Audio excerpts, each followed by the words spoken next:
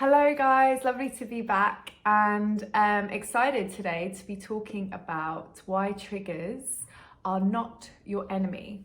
And the reason that I wanted to talk to you about triggers today is because we are going through very interesting times, as I've mentioned many times in my podcasts, collectively as we go through this kind of energetic shift that started in 2020.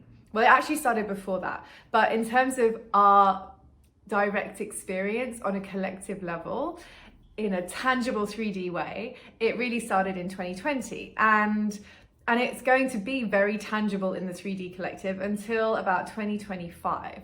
So we are kind of on our way to halfway there. And in this experience, we're basically moving from a very 3D based reality into a fifth dimensional based reality.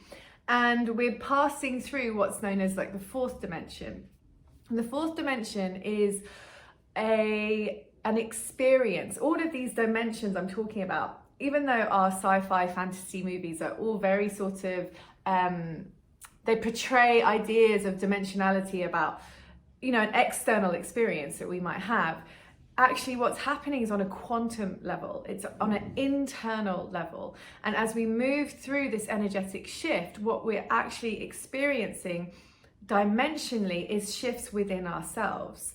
And moving from this very dense, heavy 3D energy that we've all been in for millennia, we are now going through this really powerful, transformative, fiery experience internally, every single one of us in this 5-year period, as we basically clear through all this dense energy in our being and become more connected with our actual soul selves, if you like, our more authentic, light being soul selves. And in the process of going through this dimensional shift, what's happening is we are being exposed to a lot more light energy. And as I've explained in other podcasts, what this does is it kind of throws awareness on the parts of ourselves that are dark and dense. And that experience is really unpleasant in many ways. And as we've all witnessed and continue to witness in this very turbulent time, these experiences are being manifested on many different levels in many different ways.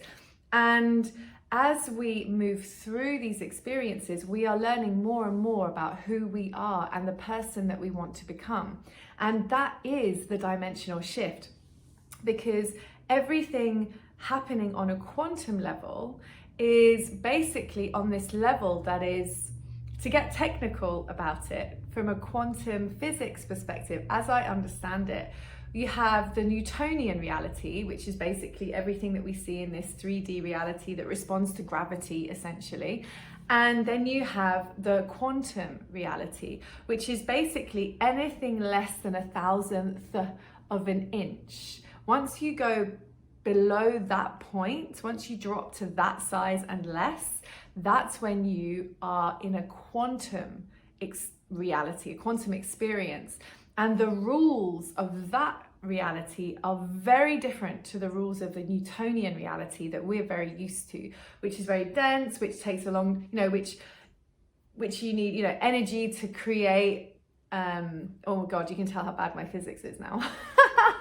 But on a very 3D reality, you can't move things with your mind, whereas on the quantum level, if you go to YouTube and you look up the slit experiment, what that basically demonstrates from a quantum physics perspective is that light energy can be directed or affected by intention. Okay, I realize I've gone off on a complete tangent to what I originally wanted this podcast to be, but I'm just going to trust it and go with it, and you're all going to learn a lot more than I was expecting you to. But the slit experiment is basically an experiment whereby they set up this a light experiment to see how light moved and to see what functions it moved in, and whether it moved in a wave function or a scattered, chaotic way. And what they discovered was that the light would move in a chaotic way right up until they used a camera to film the experiment. And as soon as there was an observer on this experiment, the movement of these particles changed from a chaotic array into a directed wave pattern. And what they realized was that in the quantum world, the intention of the observer has an impact on how energy moves. And so this is like mind-blowing stuff for scientists, because it didn't fit in with the traditional understanding of how energy moves, how energy works. But what it does do is actually explain a lot of the work that I do from a very sort of metaphysical, energetic perspective. Because as an energy healer, for example, when I'm working with someone's body, whether that's online or in person, it doesn't matter. And this is why. Everyone always asks me, how do you do your energy healing through the computer? It's got nothing to do with the computer. All I do is focus on my client's energy field. And through my intention, I can affect change in their field by supporting an intention of health. So I basically use what's known as entrainment, and this is where the strongest vibration in the room essentially sets the tone for the energy everywhere around it. And it's like someone walking into a party and turning around and saying, oh my God, we need to have more fun. And then the whole party sort of waking up and being like, yeah, you're right, we do. And everyone having heaps more fun than they were before that one person arrived. That's kind of what entrainment is. It's the strongest energy being dropped into a soup of energy and the rest of that soup lining up with it. And so when you do energy healing, you set an intention and you hold that intention for the person that you're working with. That's one of love, of healing, of, peace, whatever it might be. And you wait until their system aligns with your intention. And if this all sounds really woo-woo and really out there, I totally get it. But go and look at the slit experiment. I think it's called the Bell theorem. And it's a quantum physics experiment, and it literally proves that everything in our reality essentially is subjective. And that, we all know that everything, even dense material things, are all atoms, molecules, all vibrating at different speeds, held together with this soup of energy. And when you understand how quantum physics works, you understand how these material things can change. And that's a lot of the basis of manifestation. However, I'm not going to drop into any of this now, further than I already have. What I wanted to basically point out was that when we have a trigger, what I wanted to point out was the shift that we're going through collectively is happening on a quantum level within us. And the way that this is manifesting is that all our fears, our doubts, our insecurities, all of these feelings are a type of energy, a type of vibration, which is holding our physical being in stress, in illness in some cases, in pain in others. And as we go through this shift, what we're being invited to do is basically move through that discomfort and release that energy from our system. And the way we're being asked to do that is by being triggered. Yay, I got there. The way we're being triggered is by global situations which seem really terrifying and which might trigger within us a sense of helplessness or outrage or futility or just downright fear. And all these triggers are forcing us to face what is going on internally for us.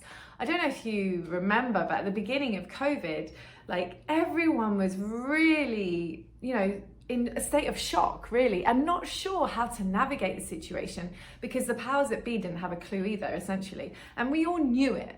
And it was the first time that on a collective global level, we all realized that there was no backup plan. There was no safety net. And that threw up a whole bunch of issues for all of us to navigate internally. And, at the beginning of COVID, there was a big vax debate. I mean, there's still a big vax debate, but it was extremely potent right at the beginning. And then as we moved through COVID, like I witnessed people around me who at the beginning of COVID were very like, everyone needs a vax. And other people were like, no one must have the vax. And there was two very distinct camps. And then as we moved through COVID, I noticed that people became much more kind of flexible in what they were willing to accept in others. We became more tolerant of other people's opinions. And that was because through this experience, we'd had to navigate our own internal responses.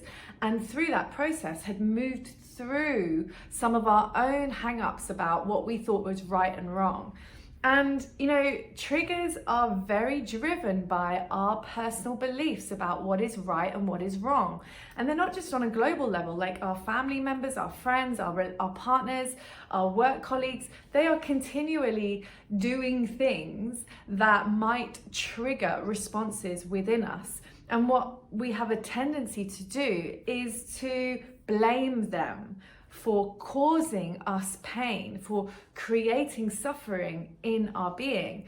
And yet the irony is that they're really just doing them. I mean, that's all they're doing. They've got their own issues and triggers that are no doubt flying off for whatever reason, but they are showing up in the world just doing what they think is best, just like we are. Everyone's doing the same thing. We're all just trying to navigate this thing called life as best as we can. And in the process, when we're being triggered by other people, we have a choice. We can blame them for the discomfort and suffering that we're experiencing in our own system because of the perceived behaviors or actions that they're doing to create pain in our being.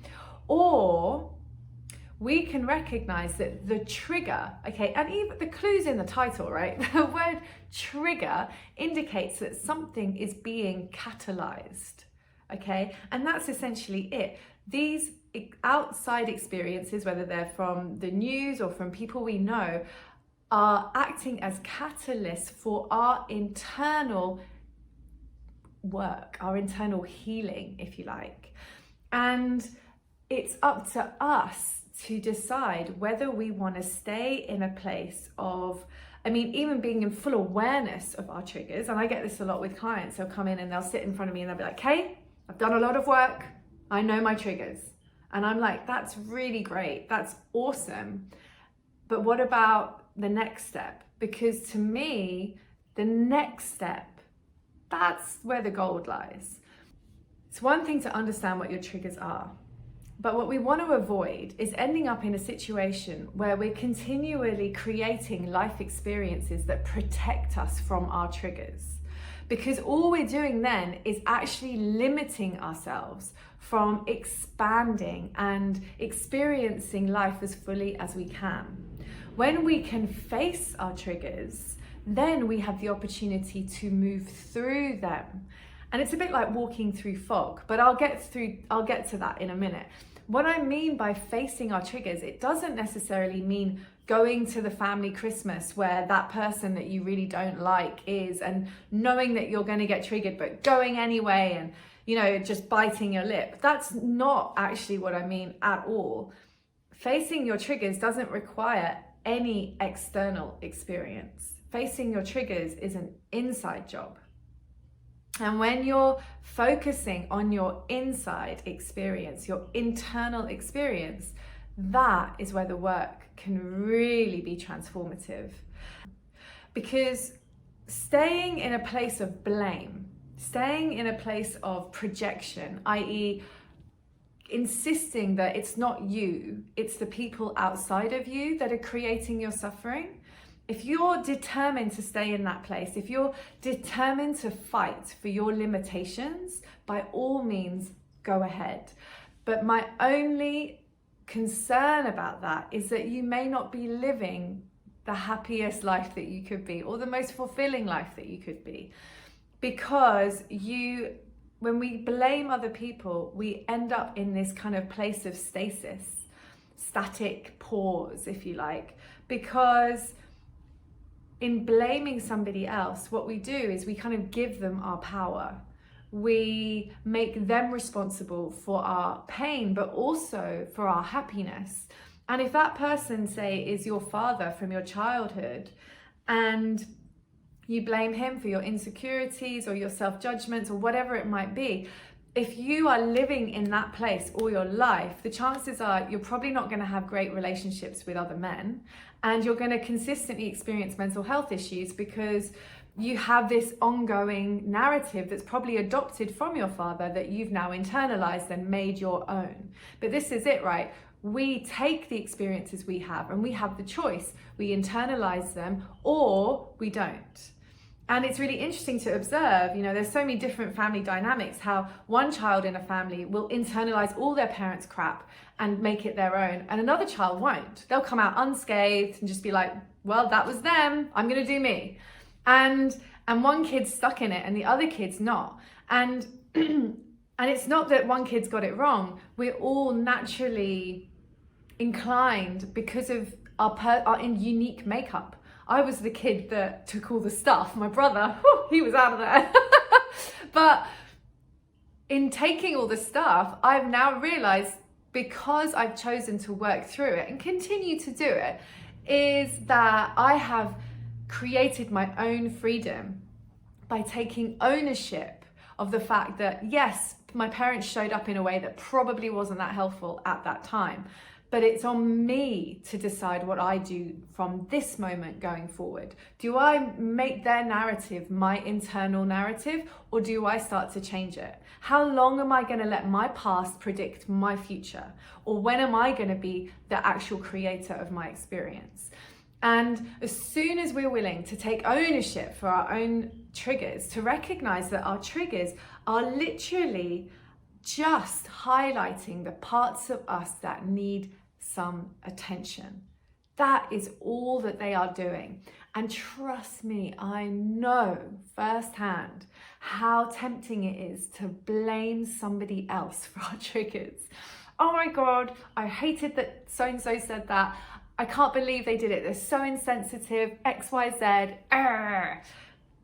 But I know that I can let that just sit and simmer in my being and just feel ick for a long time. Or, and this is what I do now when I'm triggered, I will go off on my own and I will sit with my eyes closed and I will consciously feel it. I will call in the feeling that is horrible to me and I will turn it up. And I say to my system, I want to feel all of this, all of it. And I will not stop until I have felt all of it, till it's very, very dregs. And what I've witnessed, and it's different for everyone, but I get taken on this very sort of visual journey, and this kind of fear or anger or whatever the thing that's coming up tends to kind of go through this death process. And I know that it's just part of my ego dying. But don't get me wrong, it can be really intense and it can be really overwhelming. And this is what I mentioned earlier about the fog.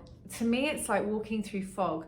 And if you've done that, you'll know that sometimes it can get really scary. Like you'll walk through fog and it will suddenly get really dense and you're like, oh my God, am I ever gonna get out of here? Which way is up? But if you keep walking through it, it does actually begin to part and you do get to the other side of it, but you have to keep going. And what I've recently discovered, which is an added bonus to all of this, is that not only does doing that, obviously, it actually really clears it from your system. So I've done this work heaps and I know how powerfully valuable it is. And I remember when I first sat down to clear all my energy around money, it took 2 days. So beware that you might need to just keep revisiting it because life happens, right? Okay, so I do an hour and then I have to stop because, you know, whatever the reason might be, but then I'll go back to it. So you may not feel like yippee 100 immediately, but do keep going because now like my system is just at peace. I can say the word money and the word cauliflower and they have no difference. And that, by the way, is a good test to know.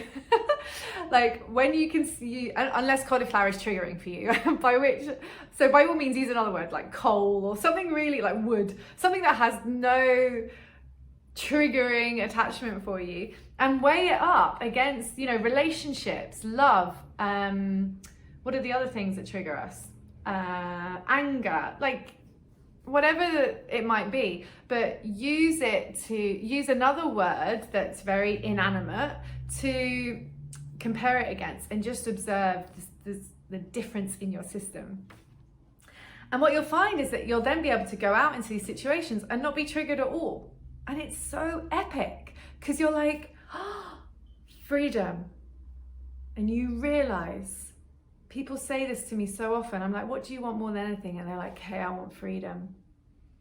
But what they think freedom is freedom from their physical situation. I tell you this now, freedom is a mental situation.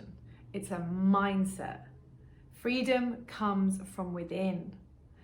So using like your feelings and your commitment to moving through your feelings is super, super powerful. So do it, please do it. And what I discovered the other day, actually, by listening to Elizabeth April, who is pretty epic, you can find her on YouTube, and she's very spiritual, to say the least. She is a channeler for all kinds of different things. So go and check her out. I don't want to muddy the waters. You go and decide whether she's something for you or not. But what she did say that I found really interesting and confirmed a lot of what I'd already kind of intuitively experienced was that when you sit and feel through all these things coming up, you actually have the opportunity to shift your karma.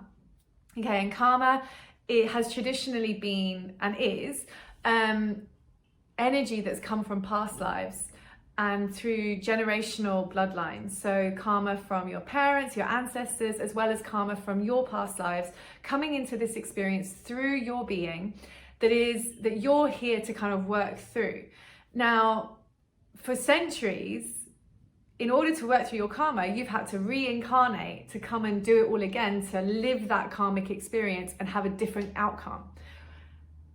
Because of this energetic shift we're moving through right now, because of the increased energy that we are all being exposed to and the powerful energy that we're moving into and the DNA activations that we're all experiencing as we move from 3D into 5D, we are actually able now to clear our karma in this life. And the way we do it is by feeling through it.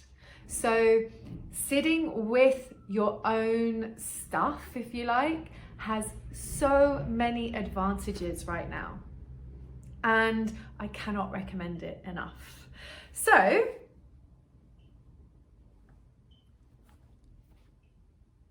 hopefully that has cleared up triggers for you. and hopefully your takeaway from this, if nothing else, is that even when you feel triggered in the moment, just saying to yourself, this is a part of me that needs healing. This is a part of me that needs attention, that needs love, whatever you want to call it. But recognizing that this is not something that's being done to you. This is something that's being done for you. And it's an opportunity. Just that shift alone can make a really powerful, beneficial shift to the way that you experience life. So I hope that this has been beneficial. And if you think it's going to help others, please share it with them, because we need to spread the love as much as possible right now. And if you're watching me on YouTube, please like this and subscribe. And please, again, share with anyone that you think it could benefit. I also frequently share little snippets on my Instagram, which is @kwilsonlove. So please feel free to follow me there for more frequent little updates. And yeah, I send you all much love. If you would like a session with me, come to my website, www.kwilson.love, and I'll see you soon. Lots of love, guys. Take care. Bye bye.